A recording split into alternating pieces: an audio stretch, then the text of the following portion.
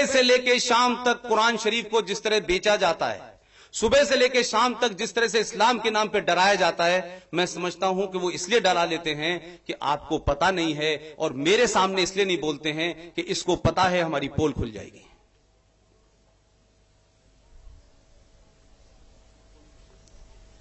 आपका न बोलना और इस देश की जुडिशरी को अजीबो गरीब चीजें याद आती हैं।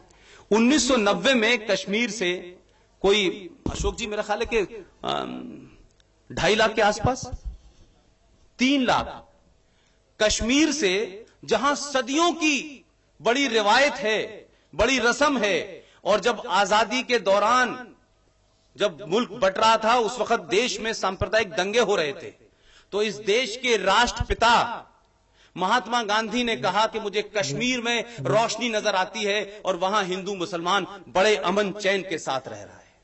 अगर वो रोशनी सही में नजर आई थी गांधी जी को, तो आज हिंदुस्तान में अगर कोई हिंदू मुसलमान के नाम पे, हिंदू पंडित के नाम पे, इंडिया एंटी इंडिया के नाम पे अगर सबसे ज्यादा लोग मारे गए हैं, सबसे ज्यादा आग लगी है, तो वो कश्मीर है। तो मुझे शक होता है कि गांधी जी को कौन सी रोशनी नजर आई थी। अगर एक बड़ा लीडर, इतने कद्दावर लीडर को अगर आज से आने वाले 10 दिन का नहीं पता, तो उसे राष्ट्रपिता होने का कोई अधिकार नहीं है। ये कैसा राष्ट्रपिता है भाई हमारा, जिसको यह ध्यान नहीं दिया, जिसको यह समझ नहीं आया कि जहां रोशनी सबसे ज्यादा नजर सेकुलरिज्म की आ रही थी, वो 70 साल में ऐसा क्या किया कि लगातार कश्मीर के हिंदू उसकी कीमत देते रहे, एक के बाद एक वहां पर आपको कंसेशन देते रहे।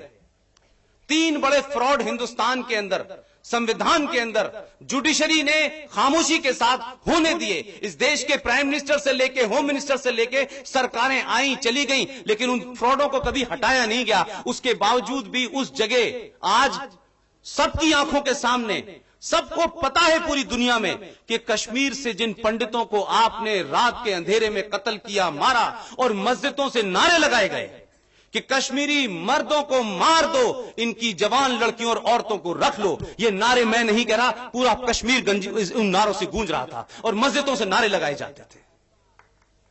ये शर्म की बात है और हम चुपचाप हैं। वो लोग टेलीविजन पे आरएसएस जैसे आदमी की बारे में सवाल उठाते हैं, कोई हैदरी है, कोई बाबरी है। ये कौन लोग हैं भाई?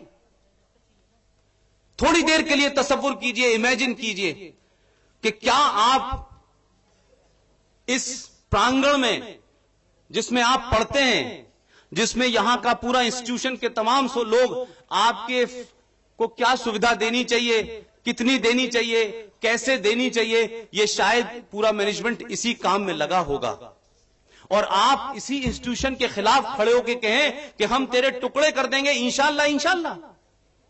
ये मुमकिन है? लेकिन इस देश में जेएनयू से लेके जादवपुर, जादवपुर से लेके हैदराबाद, खुले आम लोग कह रहे हैं भारत तेरे टुकड़े होंगे इंशाअल्लाह इंशाअल्लाह, और तर्कों से टेलीविजन पे उन्हें बचाया जा रहा है, समझाया जा रहा है, नहीं वो ऐसे लोग थे, वो भटके हुए लोग थे, जेएनयू में भटके हुए लोग पढ़ते हैं, ये मुझे पहली बार पता चला। तो ये क्या है? इस देश में ऐसी ऐसी बातें करो, जैसे कहते हैं ना कि पानी की में कितनी तर्क है, उसमें पत्थर फेंको तो लहरों से पता चल जाता है कि पानी कितना जोर का उबलेगा। ये पत्थर फेंके जा रहे हैं पिछले कई सालों से। इस देश की मेजॉरिटी के तहम्मुल, उसके पेशेंस, उसके उसके उसके उसके क्या हिंदी में कहते हैं,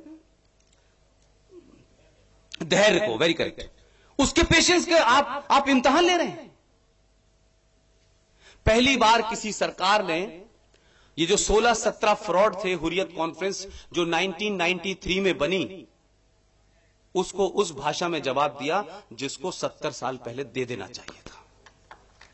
और यही वजह है कि बहुत सारे दिल्ली के अंदर सेकुलर मुनाफिक मक्कार जगह जगह घूम रहे हैं। देखिए साहब, बच्चों पे गोली मारी जा रही है, देखिए बच्चों को मार दिया आपने, पूरी दुनिया में यहां से लेकर यूएनओ तक जा रहे हैं। इन लोगों को याद रखना चाहिए कि आजाद भारत के अंदर तमिलनाडु का कोई छात्र अगर यहां बैठा हो, तमिलनाडु के अंदर एंटी हिंदी मूवमेंट चला था और अन्ना दुरई ने मशीन गन से गोली चलवाई थी। उन लोगों को तक तकलीफ नहीं हुई थी। माओइस्टों के ऊपर गोली चलती है तक तकलीफ नहीं होती है। लेकिन जो लोग भारत की रिट को चैलेंज करते हैं, जो आर्मी पे हथियार उठाते हैं, जो रिटायर्ड फौजी को मार देते हैं, जो काम करने वाले पुलिस वाले को मार देते हैं, उनके हक में हमारे देश के ह्यूमन राइट एक्टिविस्ट आ जाते हैं। इसलिए मैं कह रहा हूं, ये नए नए नाम हैं, ह्यूमन राइट्स, पॉलिटिकल एक्टिविस्ट, मासूम, भटके हुए, इन तमाम लोगों को एक खास किस्म का इंटेलेक्चुअल तबका प्रोटेक्शन देता है। और उसकी वजह से कन्हैया इस देश में पैदा हो जाते हैं जिनके घर की आय 3,000 रुपए होती है और वो हिंदुस्तान के हर कोने में जहाज से जा जाके भाषण दे रहा है। ये कौन लोग हैं जो उसको पीछे से पैसा प्रोवाइड करा रहे हैं? ये कौन लोग हैं कि जो कन्हैया को घुमा घुमा के देश के अंदर एक खास वर्ग को तैयार कर रहे हैं? हम उनको जानना नहीं चाहते। मैं चाहता हूं कि आप जानिए उनको। ये ताकतें बहुत खतरनाक हैं।